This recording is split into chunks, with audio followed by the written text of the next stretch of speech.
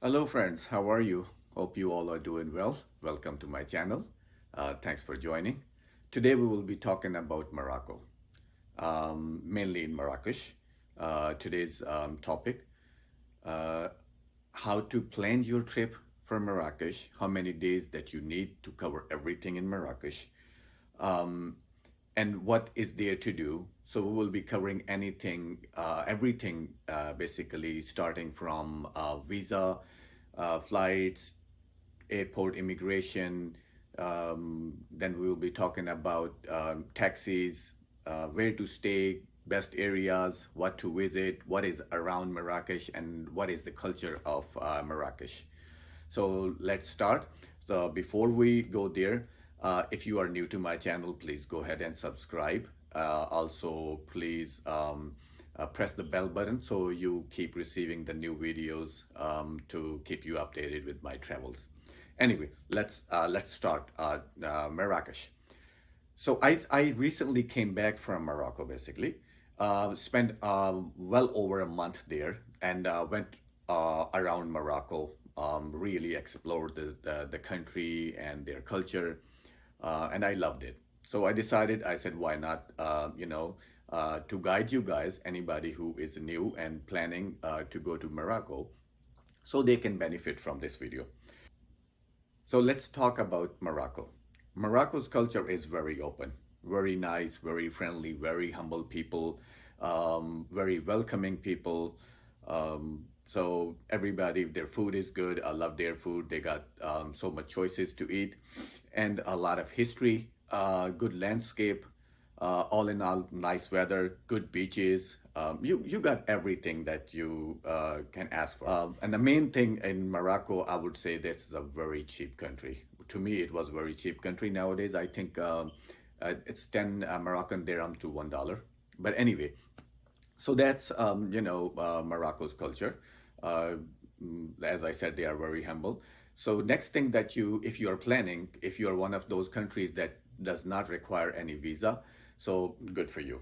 But if you require visa, the good news is that's the easiest visa to get. They have online portal and they just ask you a couple of questions and boom, you got your visa approved in a couple of days, so you are good to go. I will put a link of that in my description so you can follow that and you can just check that out as well. So once you got your visa, next thing is getting your flight. You all know how to get a flight. Everybody has their own things. I usually book my flight directly through the airlines because that's easier and safer. If you need to deal with them, if you need to change or anything that happens, that's much easier because I had really had a lot of problem going through third parties. So I really don't do that. But anyway, it's your choice. So you got visa, you got your flight. Now you're all ready. Packing up. Do not take a lot of stuff with you. Do not take suitcase with you. No, listen, went there with just a backpack. That's all, a small backpack. Anything that you need, because that's shopping haven. You will be shopping there a lot and you will regret if you already have a lot of luggage, because anything that you need, you can buy it from there and it's way cheaper. So do not take a lot of luggage. You can get everything that you need. You can buy it from there. So that's a tip. Next thing is so you got that covered at the airport. Once you get there, we faced a huge line. There were lots and lots of people there, so it was overwhelming. But the good thing is that there were 34 um, immigration booth. They were all functioning and they were actually working pretty fast. So the lane was moving fast. So that's not a problem. There were a lot of people. So once you get done, immigration officers, they are good. They don't ask you a lot of questions. It's just that how many days you're gonna stay there, where you're staying, and that's all it is, and why you are there. Simple as that. So once you're out of that, now you have to deal with the taxi guys. That's fun. But it's not that difficult.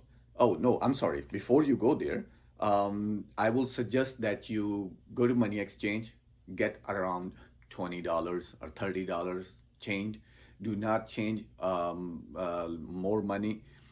because the rates are way better in the city, and every corner you will find a money exchange guy. So just get something from there for your taxi and stuff like that. Also, if you're going there for I will say more than a week, or even for a week or whatever it is, if you want to buy a local SIM, that's the best place. You can buy a SIM right at the airport. But if you don't, you can buy a SIM in the city. Again, the prices are different. You will get a much better deal in the city compared to airport. Custom, it's simple. No worries. If you want to buy anything at the airport, I will suggest hold on to that. Go into the city. You got everything there. Now, now you're out of the airport. Now you have to deal with the taxi guys. Taxis usually going to Jamal Fena area, Gillies, into the Marrakesh area. Um, I mean, they have two type of taxis: petite taxi and grand taxi. If you are more people and if you have a lot of luggage, then you will have to take grand taxi. They are a bit expensive than petite taxi. Petite taxis are just the simple sedan cars. They are cheaper. Usually from airport, people do not go on a meter. They're supposed to. They should, but Now we are going to talk about where to stay, what areas are good to stay. It's personal preference. Jamal Fina area, Medina area is very crowded. However, that's the most fun part. That's the really area where you would like to stay if you are going there just for a few days, because that's an happening place. Everything is there. Jamal Fina Square is there. Katobiya Masjid is there. Bahia Palace, Badia Palace, Sadian Tombs. All those areas are right in Medina or Kasbah, in that Jewish quarters, Jewish graveyard. All the attractions are there in that areas, and that's where and plus the biggest attraction of Marrakesh is their souks, their streets, their bazaars, their markets. Oh my God, that's a lot of fun, even dealing with those people. So when you go there, remember that you will have to bargain and all that stuff. That's a lot of fun. For some people they don't like it. It's annoying. But even in Jamal Fina area, people will be calling you, trying to attract you to their juice shops, their food, and all that stuff. Take it as a fun. That is lots, because there are lots of people day and night. During the day there are less because all the vendors are gone except the juice guys. But at night, everybody comes back, and there's a whole different city, right there. So if you want to stay there in Medina, they have really good riads there. They are clean, nice. So look at the reviews. If you find yourself a nice, convenient riad, or you can book one of the hotels in that area. Also, if you don't like to stay there, I would recommend Gillies area. That's a really nice area, upscale area, good shopping area. Not crazy like that, and it's not that far. Even from Gillies, you can, if you like to walk, that's, I would say, not more than 15 minutes of walk. Plus, you can take taxis. Taxis are cheap. It's gonna cost you 10 dirham. From there, it's a $1. So they are pretty cheap. But again, getting into taxis, talk to them. Make sure that how much they are gonna charge you. So now you have your hotels. Now you know where you're staying.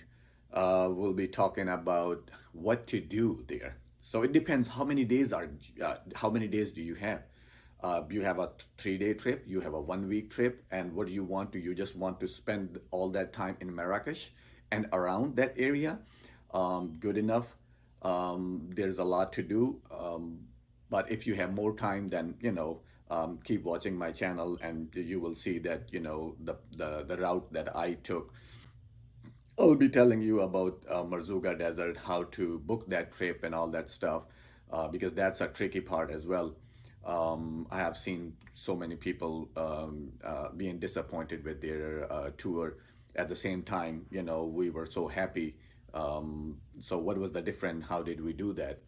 Also, we will be going to Fez, Chefchaouen, Tangier, Rabat, Casablanca, Safi, Essaouira, Agadir, all those cities, Toubkal, all that area because we took a whole big trip.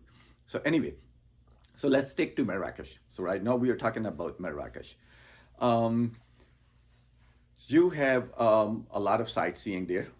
One thing, yeah, you're gonna spend your evenings most probably in Jamal Fina, tasting the food, checking things around.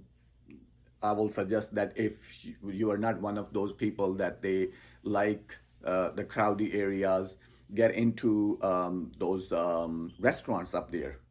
They have a lot of restaurants around that, and they have rooftop. Nice, go there, have food. Your Moroccan tea, Moroccan whiskey, that's what they call it, mint tea. That's my favorite. I loved it. Anyway, so that's a Jamal Fina area. You're gonna like it. Katobia Masjid is right next to that.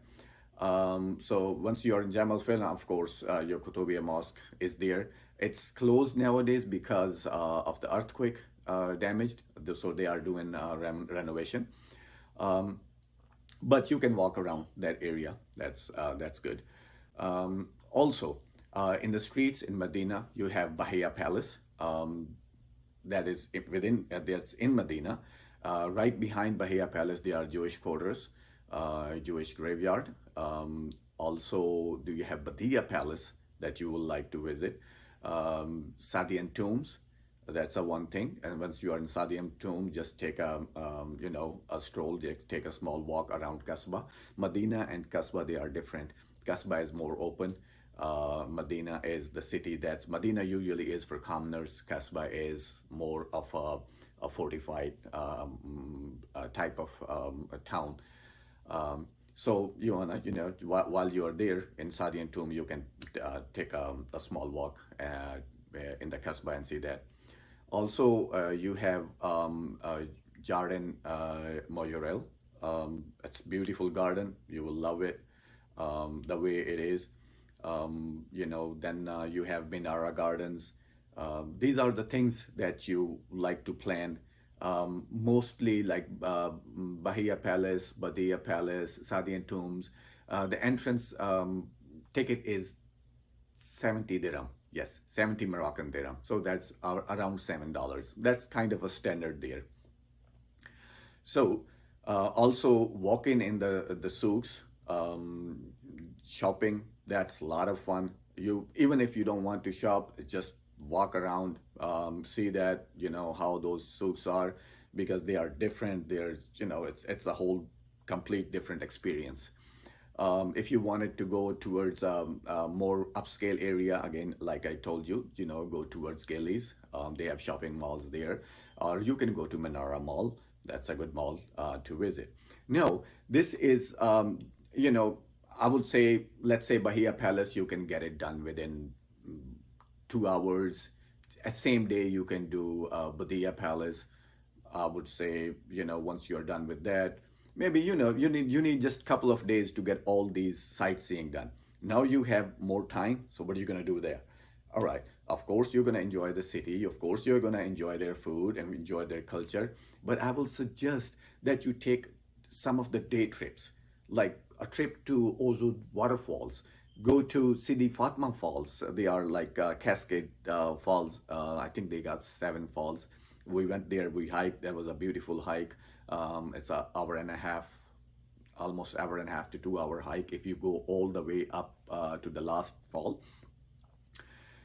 And our Ourika Valley is one of the attraction. Again, that's a day trip.